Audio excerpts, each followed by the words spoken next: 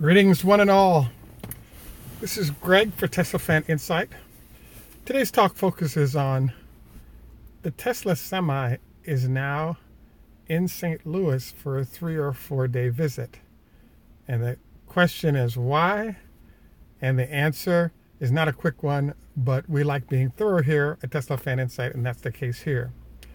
Just a reminder, we actually usually do our Saturday live session. We're actually shifting to Sunday today because some of our folks who are not happy with the Sunday can go Saturday.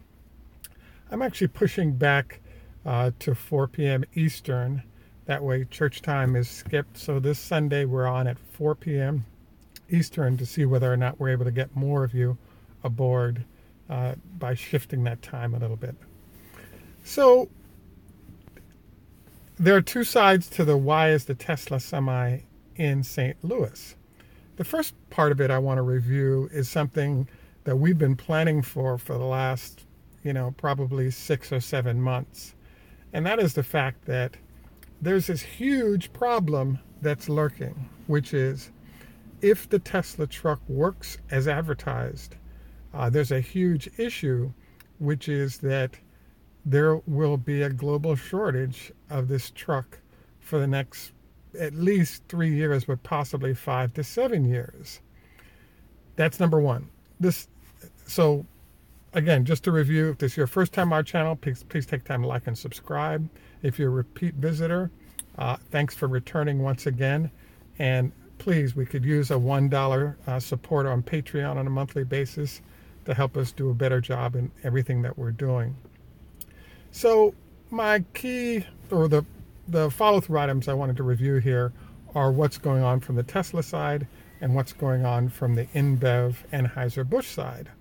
So first, on the Tesla side, what was stated is that the Semi would stay on a route between the Gigafactory and the Fremont plant and simply stay on that route testing and delivering product only for Tesla until we got further down the road, possibly to when manufacturing would begin. This has not occurred, and again, the question is, why is that not the case? What we've been preparing for the last 6 months is something I call the big dogs eat first. So what does that mean? Well, there's a company called, everyone is thinking this is a visit to Anheuser-Busch, which in theory it is. Anheuser-Busch has 960 tractor-trailer sized trucks that are delivering beer throughout the United States. The issue that comes up is that Inbev has at least 5,000 trucks, maybe 10,000 trucks that deliver product globally. So what we're seeing here is, yes, Inbev has invited Tesla to come. And by the way, this trip cost about $1 million. The truck went from what I believe is about the Fremont plant all the way to St. Louis. It took 3 days to do it, and I thought that was impressive. Another item that's impressive is that they told us there would only be a mega charger that would charge this vehicle up in a half hour, but the truck is happy to take up one space at a a regular supercharger. Although the charge may take longer to do because of the size of the battery pack, seems to be working fine, and others can charge right next to it, as we've seen in a lot of the photos that have come up. So that is big news, that we don't need to do a mega charger to get it to charge. And this also raises the question of, will new owners have to do mega chargers? My guess is half the owners won't do mega chargers, only because you have a lot of situations, be it grocery stores or beer, in this case, where they don't have 24 operations. They're able to get the trucks and the work done readily without any issues in one fell swoop. In this case, they can just knock it out with a supercharger overnight and simply transfer it truck to truck, or have 10 trucks in a row and then switch the trucks in the line and let them all charge for 3 or 4 hours, and you have overnight and you're completed. So moving along to, why is this thing in St. Louis? when you could fly executives from St. Louis to Silicon Valley and let them ride in the truck and kind of go about it that route? I believe the answer to this is what I call job preservation.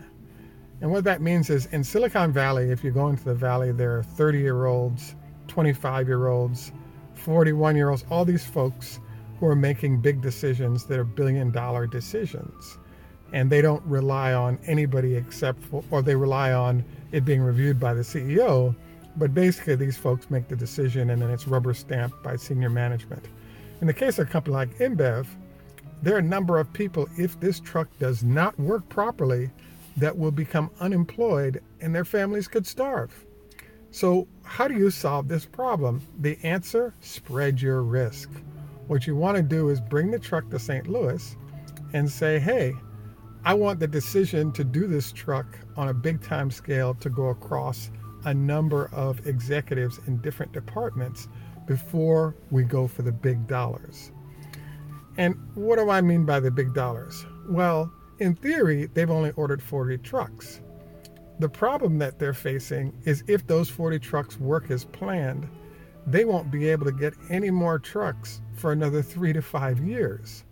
So what we've been waiting for at Tesla Fan Insight for the last 6 months is which of the big dogs was going to show up to eat first.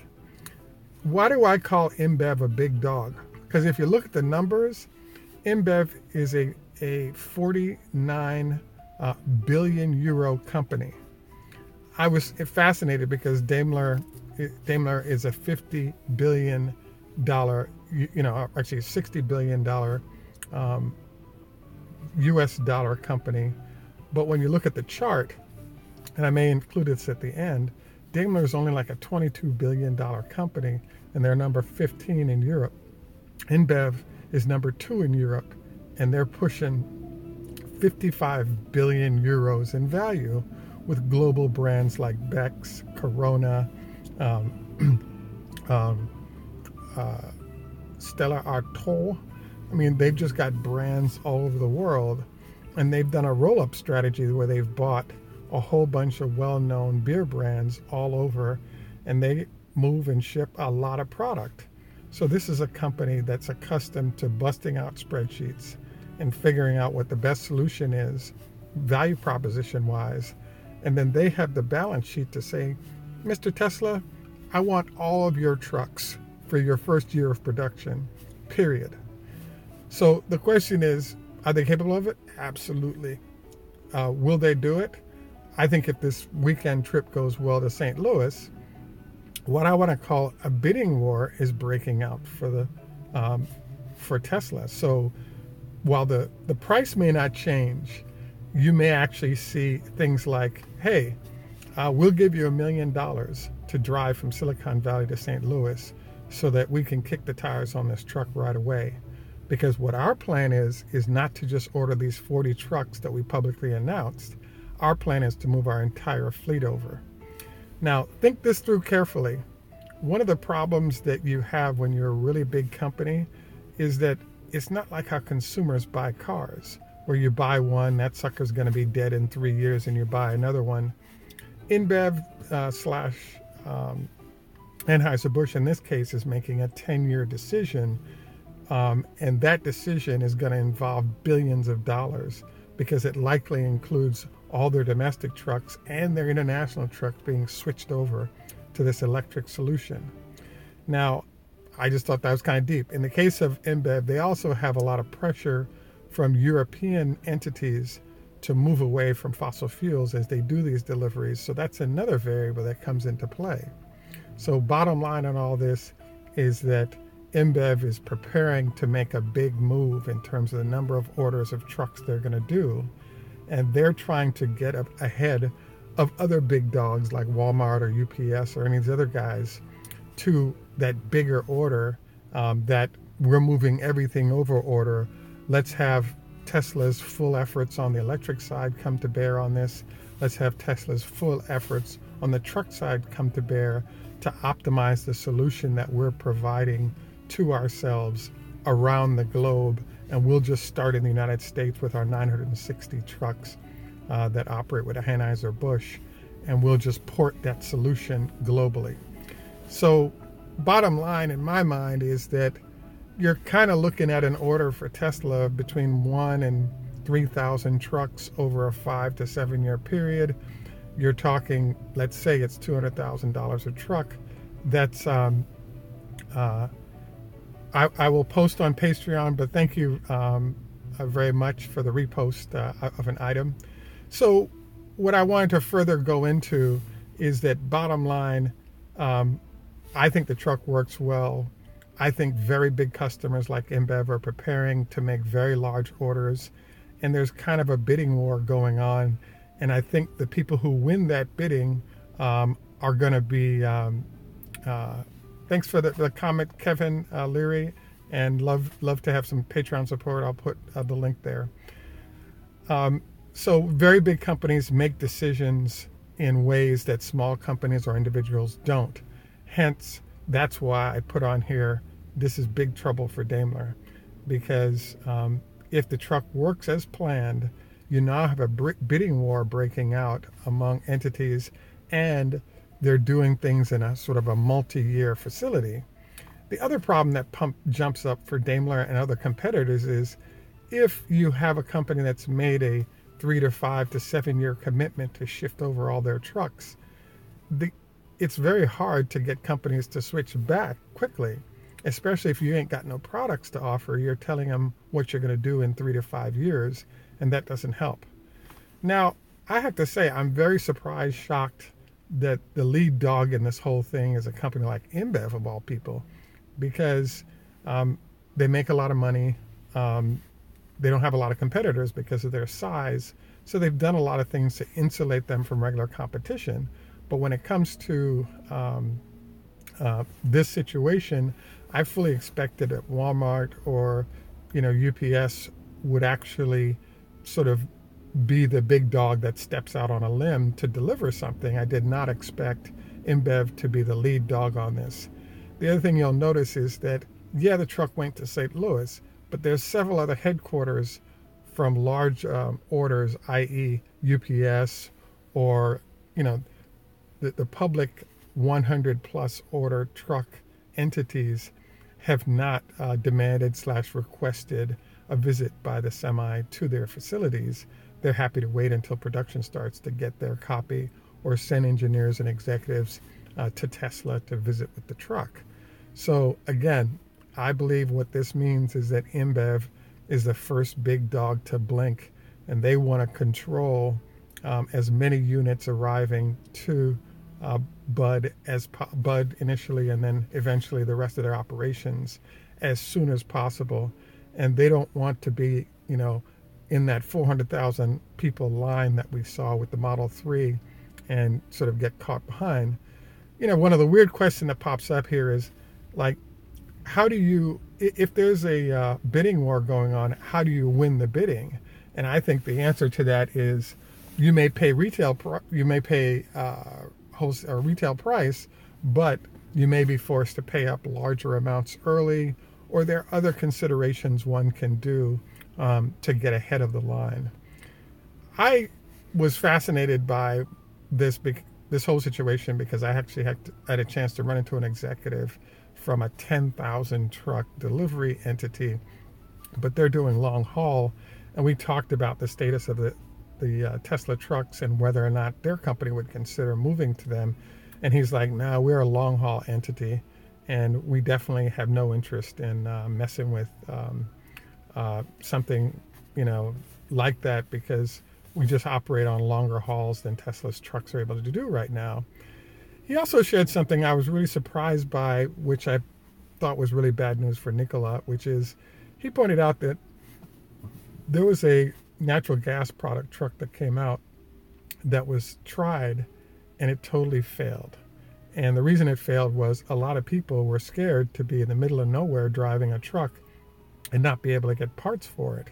So even though there was savings to be had on the natural gas truck plan, it didn't get adoption. And I really think that the fuel cell discussion that Elon Musk talked about is really not going to happen. So Nikola, sorry, I think you guys are screwed, because the technology might work, but you also have the problem is, would people buy it? Because if they can't get serviced, they're going to be pissed. So I just think that the fact that the mega charger isn't mandatory, that you can charge in a supercharger, and you already have a global footprint ready to serve. Greetings, Edward. Thanks for stopping by. So I just wanted to say, in general, congratulations to Inbev for being the big dog that makes the move first. It's a shocker, because there are a lot of other people that are way ahead of you in terms of the line, that are slow to move, and therefore they might actually lose their companies because you've waited too long to put your orders in, so now you're stuck. So I think the whole situation is fascinating. Congratulations again to Anheuser-Busch and their Inbev unit for making a move to make a big change. Hey, greetings from Carson City, Nevada. Feel free to send us some photos of the trucks when it's going by your area. I am sort of closing out today with just the idea that, hey, expect to see the truck more often. Now that the truck has left its stated sort of loop between the Gigafactory and at the Fremont and the Gigafactory, sort of the next news I'm expecting to hear right now is that there are other big dogs that want to pay the $2 million to have the truck come visit them, so that they can get ready to make capital purchases that are huge as well. Again, this is Greg for Tesla Fan Insight. Thanks for taking time out to visit with us. If this is your first time on our channel, don't forget to like and subscribe with the button in the bottom corner. Look forward to our opportunity to get together 5 p.m. Eastern on Sunday. And I hope you take time out to share this video with others if you'd like. And please include any questions, suggestions, tips you might have. Again, the story of the day is, it's not about Anheuser-Busch looking at this truck with 960 units possibly around the country. This is really Inbev preparing for a giant order where they shift their global operations over, and you're looking at 3,000 to 5,000 trucks potentially in that move. This also makes the point that I keep exchanging messages where people are making sort of, I want to say, not well thought out comments, and just saying that when you have as much money as Inbev does and Anheuser-Busch, the rules that apply to everybody else don't apply to the big dogs. So again, I close today by saying, when the big dog wants to eat, they eat whenever they want and as much as they want. So do not be surprised if other big dogs have the truck visiting them, because they now have to bid against Inbev to make sure they get the most trucks that they can at the front of that line. As usual, we close out with Tschüss in German, Au revoir France, Lehitraot, Hebrew, Choda Hafez. I will also close out in Jamaican Patois, which is Wak Good Man, enough respect. Thanks for taking time out. And yes, Edward, I totally agree with you. Any of the big companies that don't join a board potentially lose and go out of business because of competitors that do. At any rate, thank you once again for joining us. Please take time to join us on Sunday. And also, we'd appreciate some support on Patreon if you would. And I'll put the link at the bottom of our video, and it's on all of our other videos as well. Have a great day, and look forward to our next conversation.